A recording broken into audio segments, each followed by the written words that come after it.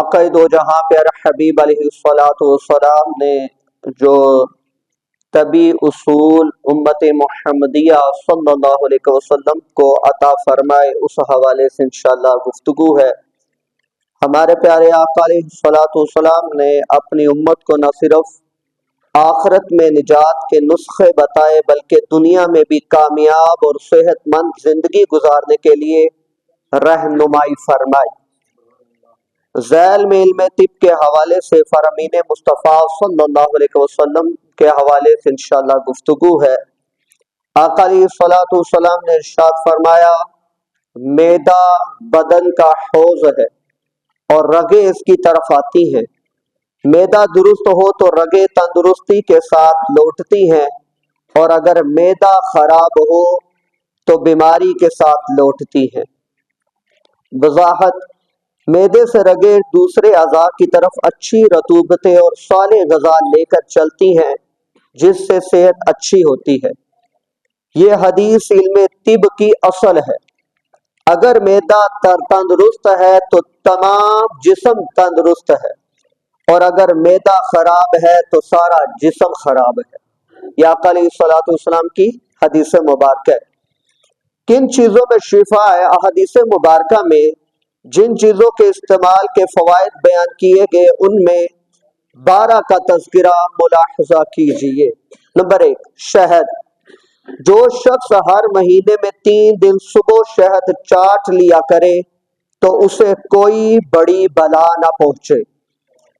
شہد کے شربت میں ایسی تاثیریں ہیں جن سے بڑے بڑے اطباء یعنی ڈاکٹرز بھی ناواقف ہیں۔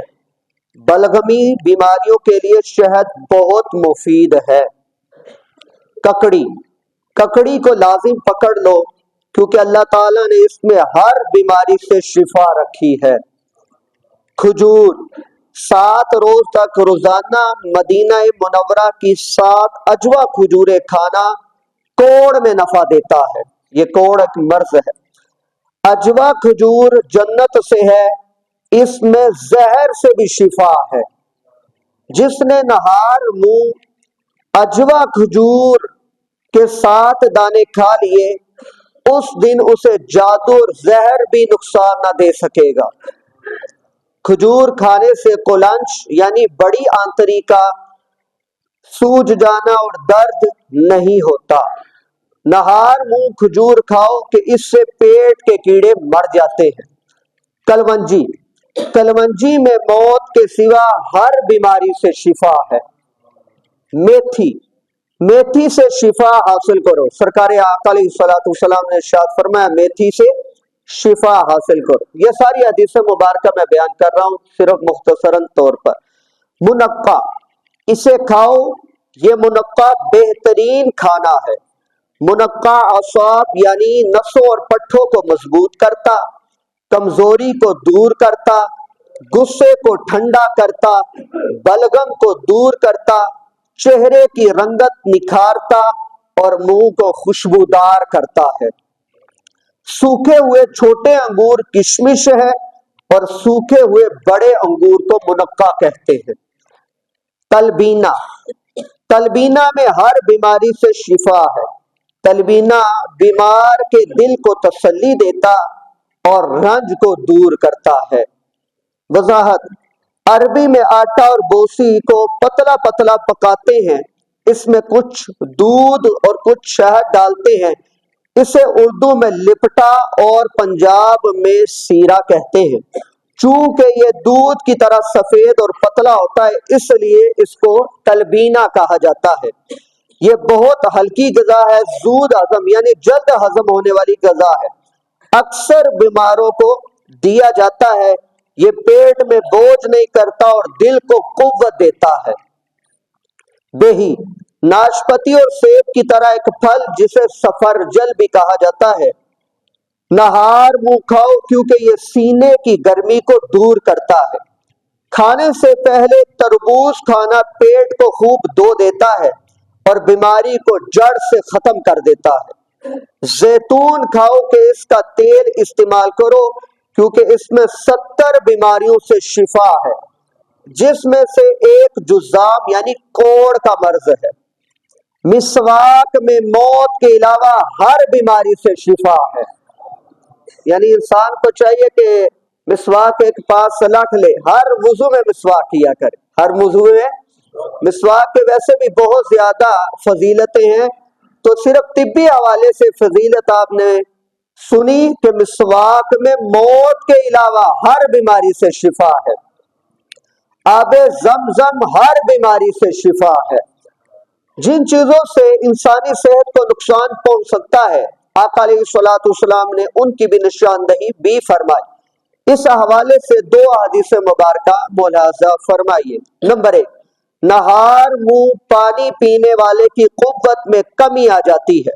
نمبر 2، آقا علیہ الصلوۃ والسلام نے خبیث دوا سے منع فرمایا۔ وضاحت: خبیث سے مراد حرام یا نجس ہے۔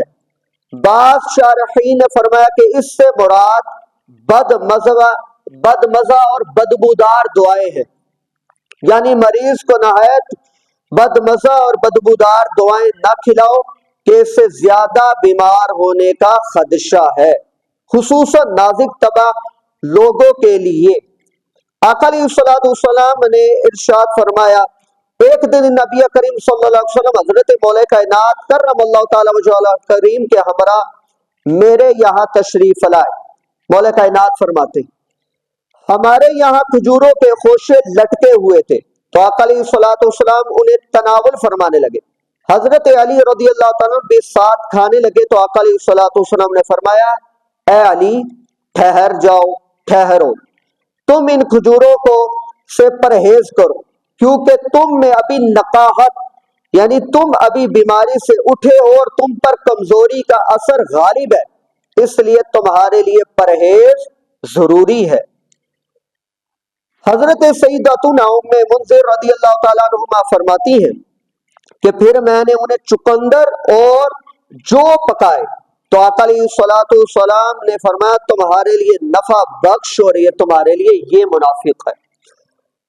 حکیم محمد حضرت احمد یار خان نعیمی رحمۃ اللہ تعالی فرماتے ہیں، اس حدیث مبارکہ کے تر فرماتے ہیں آقا علیہ الصلوۃ والسلام حکیم جسمانی بھی ہیں، دعائیں، پرہیز، مضر اور مفید غذائیں سب کچھ جانتے ہیں۔ یہ بھی معلوم ہوا کہ بیمار بلکہ بیماری سے اٹھنے والے کمزور کو پرہیز لازم ہے۔ اطباء کہتے ہیں کہ دوا سے زیادہ پرہیز ضروری ہے۔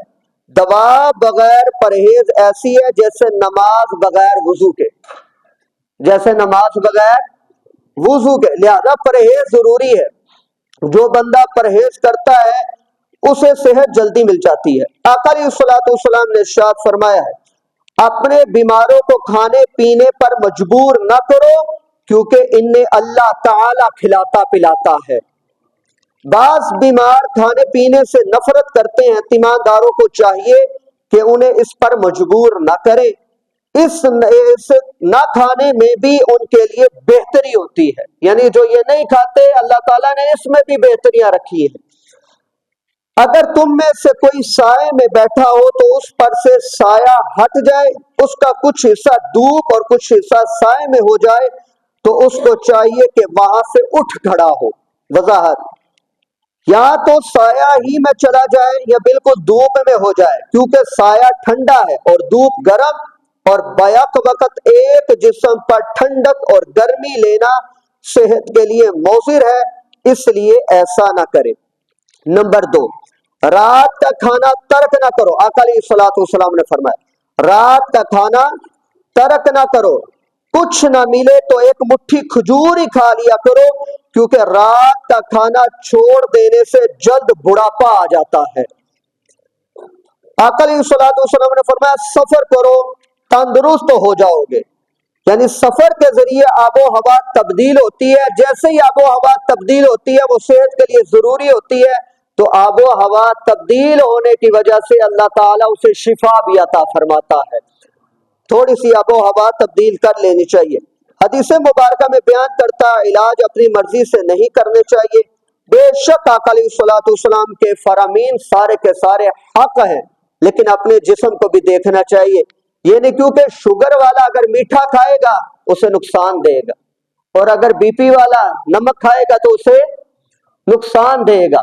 تو جیسے شوگر والے کے لیے میٹھا اس سے پرہیز لازمی ہے، اسی طرح بی پی والے سے نمکینی شے کا پرہیز لازمی۔ اس وجہ سے کوئی بھی اگر کوئی چیز آپ استعمال کرتے ہیں تو اطباء کے مشورے کے ساتھ استعمال کرے تو آپ کو زیادہ فائدہ ہوگا، کیونکہ اطباء بہتر جانتے ہیں کہ اس میں آپ کی جسامت کے لیے نفع ہے یا نقصان۔ آخری بات یہ کہتا چلوں کہ اگر شوگر والا زیادہ کھجورے کھائے گا تو اس کے لیے فائدہ ہے، تو اگر وہ 7 کھجورے اگر وہ بغیر کچھ کھائے پیے صبح صبح کھا لے تو اس کے لیے فائدہ ہے کہ نقصان ہے؟ نقصان ہے۔ تو لہذا کہنے کا مطلب یہ ہے کہ آقا علیہ الصلوۃ والسلام نے جو فرمایا وہ حق ہے، لیکن آقا علیہ الصلوۃ والسلام نے اس وقت فرمایا ایک کی جسامت کو دیکھتے ہوئے کہ اس کے لیے کیا بہتر ہے، اس کے لیے کیا بہتر ہے، اس کے لیے کیا بہتر ہے، اور ہمارے لیے کیا بہتر ہے یہ ایک اچھا اور ستھرا ڈاکٹر یا حکیم جانتا ہے، اس سے مشورہ لے کر آپ استعمال کریں۔ لیکن مسواک میں تو کوئی سائیڈ ایفیکٹ نہیں ہے کوئی؟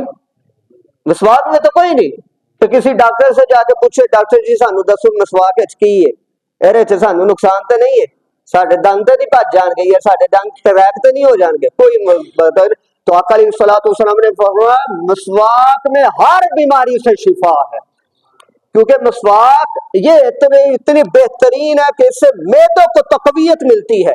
تو ابھی ہم نے حدیث مبارکہ سنی ہے کہ جس کا معدہ مضبوط ہے اس کا جسم مضبوط ہے، اور جس کا معدہ کمزور ہے اس کا جسم کمزور ہو جاتا ہے، یعنی بیماریاں اس پر حملہ آور ہو جاتی ہیں۔ لہٰذا آپ کی بارگاہ میں گزارش یہ ہے کہ مسواک کو لازم پکڑ لیجئے، آپ نے جہاں ٹوتھ برش کرنا ہوتا ہے وہاں مسواک کو بھی ساتھ شامل کیجئے، تاکہ ایک سرکار کی سنت بھی زندہ ہو جائے گی، ثواب بھی ملے گا، اللہ تعالیٰ کو صحت بھی عطا فرمائے گا۔ اللہ رب العزت کی بارگاہ بے کس پناہ میں دعا گو ہیں، آقا دو جہاں پیارے حبیب علیہ الصلوۃ والسلام نے جو طبی اصول ہم تک پہنچائے، اللہ تعالی ہم سب کو سمجھنے کے بعد آگے پہنچانے کی توفیق عطا فرمائے۔